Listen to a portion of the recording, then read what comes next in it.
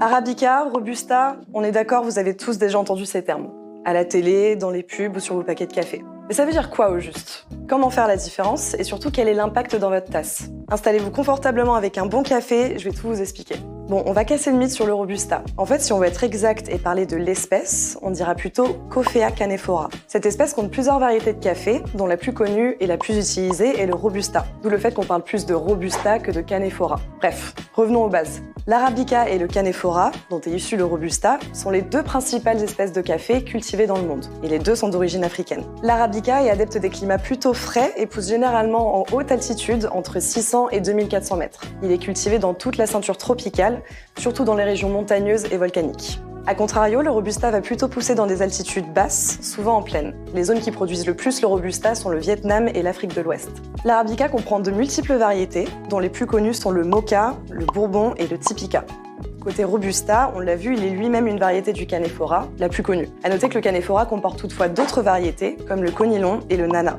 Pour ce qui est de la teneur en caféine, un Robusta va être plus caféiné qu'un Arabica. Et pour cause, si le Coffea arabica est une plante fragile qui résiste mal aux insectes, c'est pas du tout le cas du Coffea canephora. Vu qu'il pousse en basse altitude, il doit en affronter plein des insectes. Et la caféine, c'est un insecticide parfait. Du coup, les plants de Robusta vont se charger en caféine pour se défendre. Il est robuste. Bon, maintenant vous en savez un peu plus, mais ça vous dit toujours pas réellement comment vous allez pouvoir les différencier.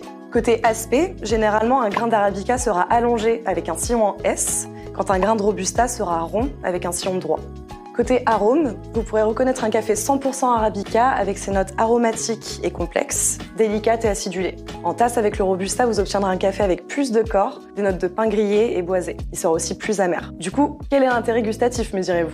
En fait, le Robusta va souvent être utilisé en assemblage pour apporter de l'équilibre à votre café. C'est idéal pour une personne à la recherche d'intensité, de corps et d'un espresso corsé. Les mélanges Arabica-Robusta sont également parfaits dans les boissons gourmandes afin de garder tous les arômes du café.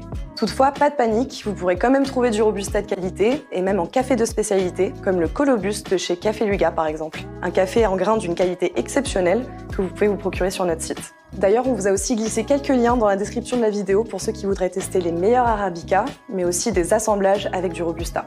Pour finir, je vais répondre aux questions que vous nous posez le plus.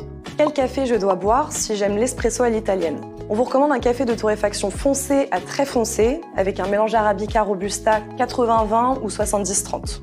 Quel est le café le plus fort? Alors, attention à ne pas confondre intensité et force. L'intensité, ça vient de la composition du café, mais aussi de sa torréfaction. La force d'un café, c'est plutôt son profil aromatique et ce qu'il va révéler. Du coup, en partant de là, le Robusta, c'est un café assez pauvre en complexité aromatique, mais il reste puissant et intense. Quel est le café le moins amer? Traditionnellement, un Arabica sera plus doux et acidulé qu'un Robusta, qui lui est souvent amer et corsé. Cependant, l'amertume peut aussi provenir de la torréfaction. Un café plus foncé sera plus amer qu'un café en torréfaction claire. Ça y est, vous savez désormais comment différencier Arabica et Robusta. N'hésitez pas à nous dire ce que vous aimeriez savoir sur le café, et moi, je vous dis à bientôt.